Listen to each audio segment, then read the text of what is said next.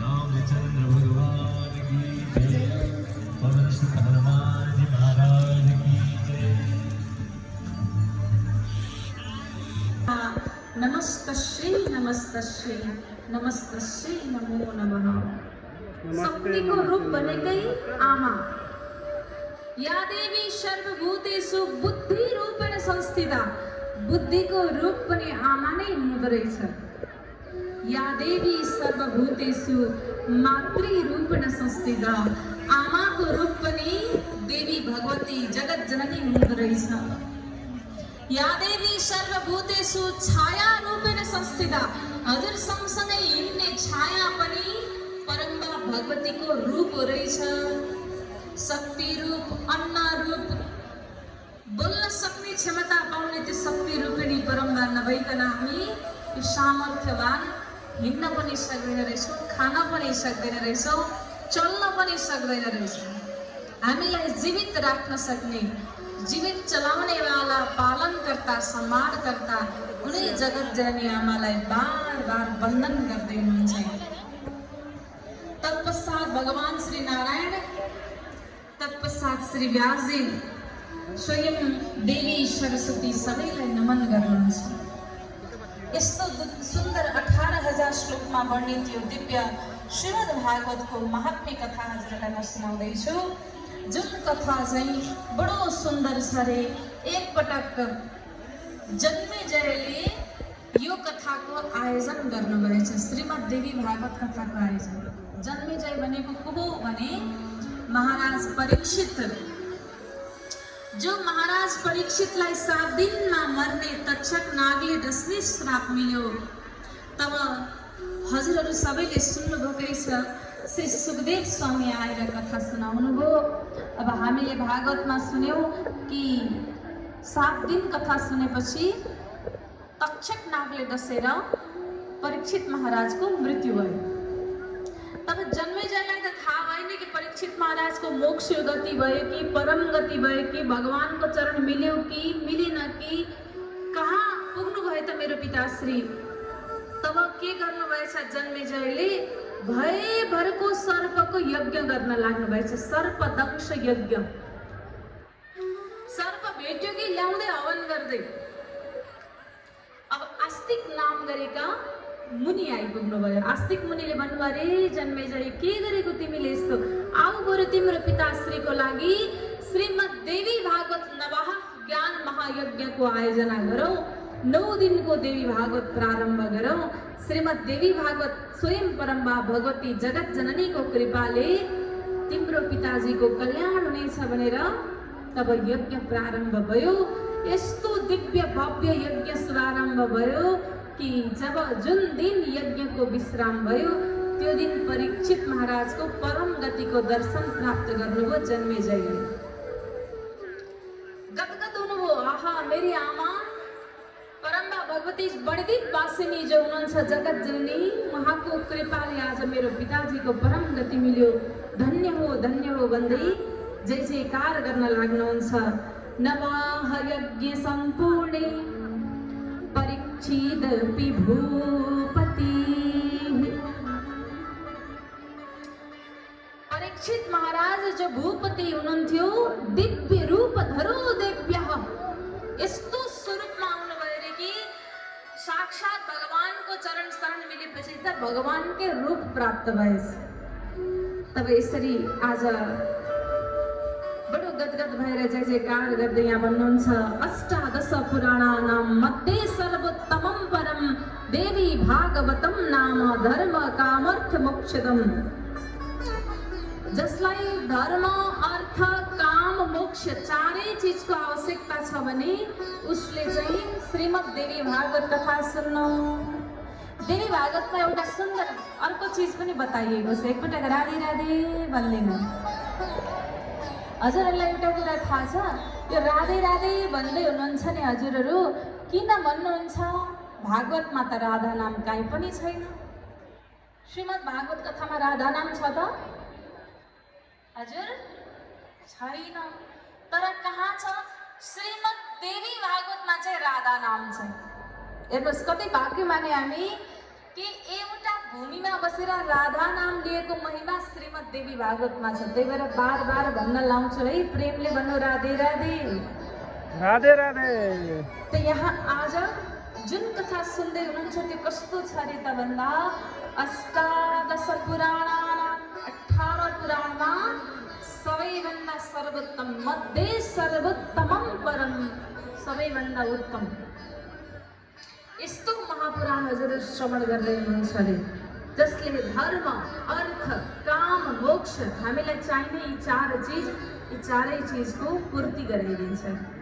यस्तो कथा हामी सुन्न पाएका छौँ र कलियुगका मानिसहरूको लागि बडो सुन्दर यो श्री व्यासजीले रचना गर्नुभएको 18,000 श्लोकी श्रीमद् देवी भागवत कथाको हामी आनन्द रसमा छौँ। मासानां नियमो नात्र दिनानां नियमोऽपि न। यो कथा सुन्नलाई कुनै दिन कुनै मास कुनै समय कुनै पनि चाहिँदैन रे।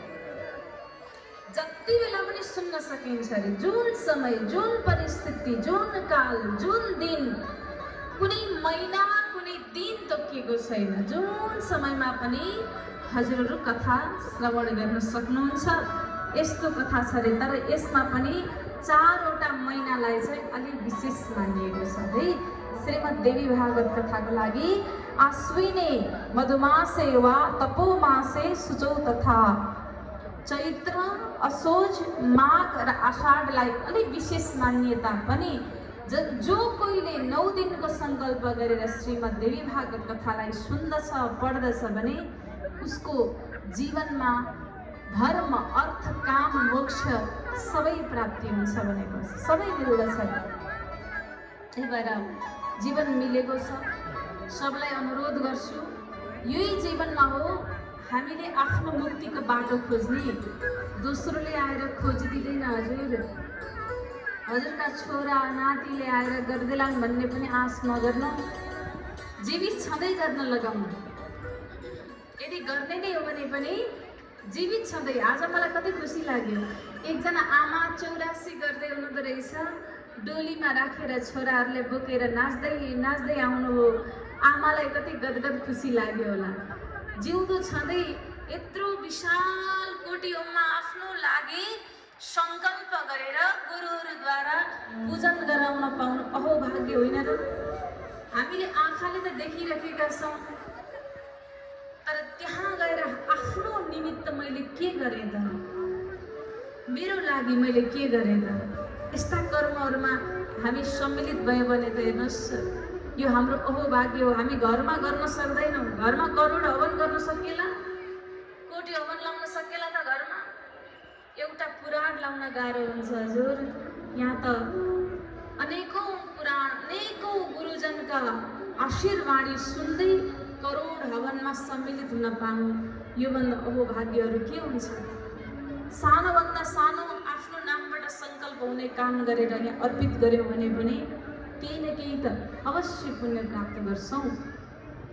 त्यस्तै यो श्रीमद् देवी भागवत कथा पनि कस्तो कथा छ जसले धर्म अर्थ काम मोक्ष सब प्रदान गर्नेवाला छ। परम्बा भगवती जगत जननी आमा गौरी शक्ति स्वरूपा उनै जगत जननी परम्बा भगवतीको दिव्य कथाको आश्रयमा छौँ। हामी आज बडो खुसी छौँ। हेर्नुहोस् मलाई त गदगद महसुस यस कारण पनि लागेको छ, पशुपतिनाथको दरबारमा बसेर शिवपुराण अनि आज गायत्री माताको दरबारमा बसेर देवी भागवत, यस्तो अवसर कहाँ मिल्ला त? हजुरहरू सुन्न पाउने भक्त पनि बडो भाग्यमानी। आज त पशुपतिनाथबाट भक्त आउनुभयो, हामी मध्येमा पशुपतिनाथबाट भक्त आउनुभयो अनि साथमा हामीले श्रीमद् देवी भागवत कथा आमाको कथा सुन्न पाउँदैछौँ।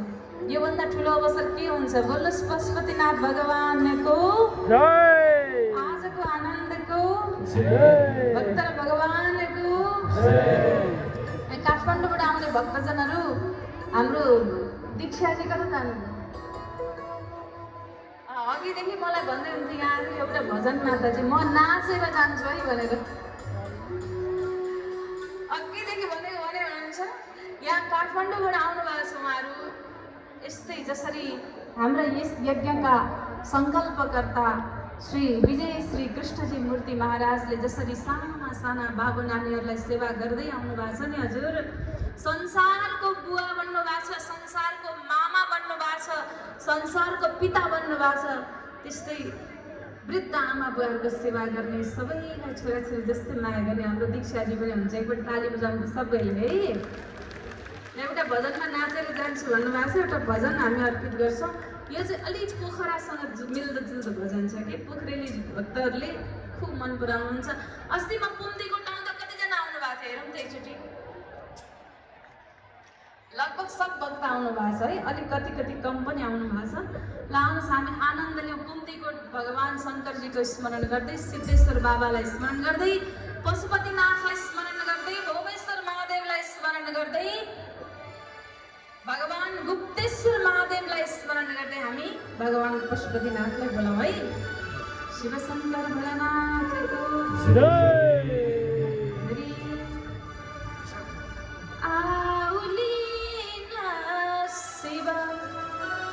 कैलाशैमा जाने बाटो मैले चिनिना।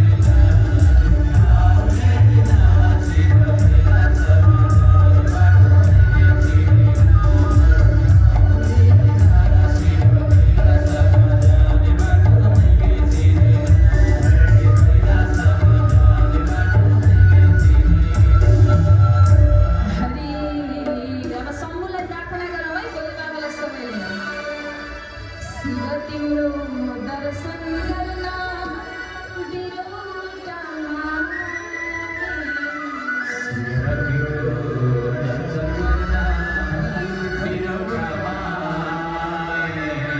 हेर्नुहोस् बाहिर शिवलिङ्ग छ दर्शन गर्नुको समयले गर्नुभयो नि भन्नु हर हर महादेव। यो ठाउँमा आएपछि मलाई के भयो थाहा छ?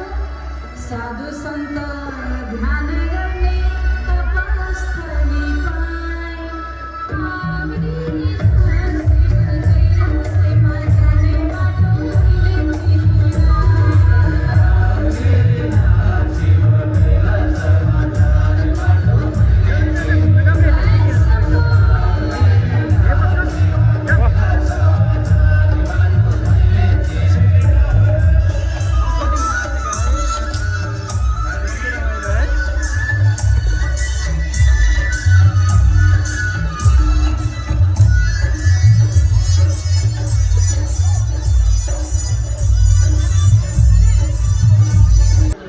सबैजना बस्नु बस्नु।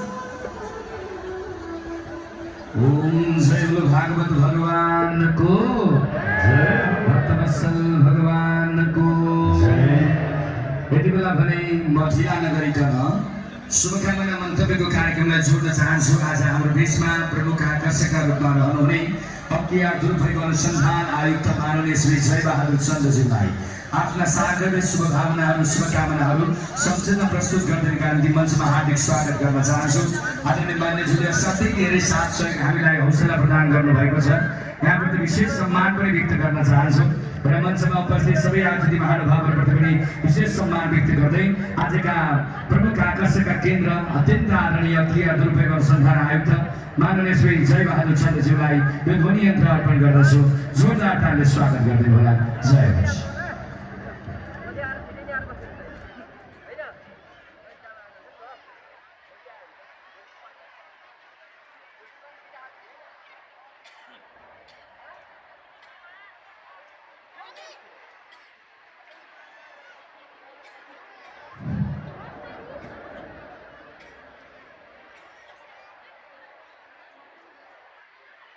यो अपूर्व महायज्ञ,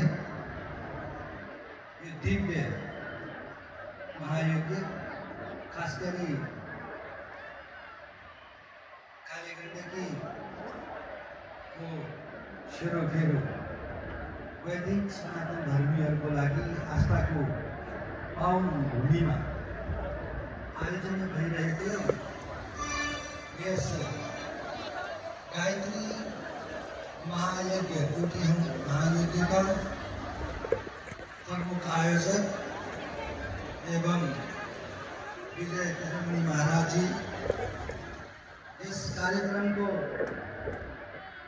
आदरणीय वाचिका राधिका दास जी, इस कार्यक्रम में उपस्थित हुनुभएको नेपाली कांग्रेस का केंद्रीय नेता पूर्व उप प्रधानमंत्री गोपाल मान श्रेष्ठ जी, इस दिव्य यज्ञ का आयोजक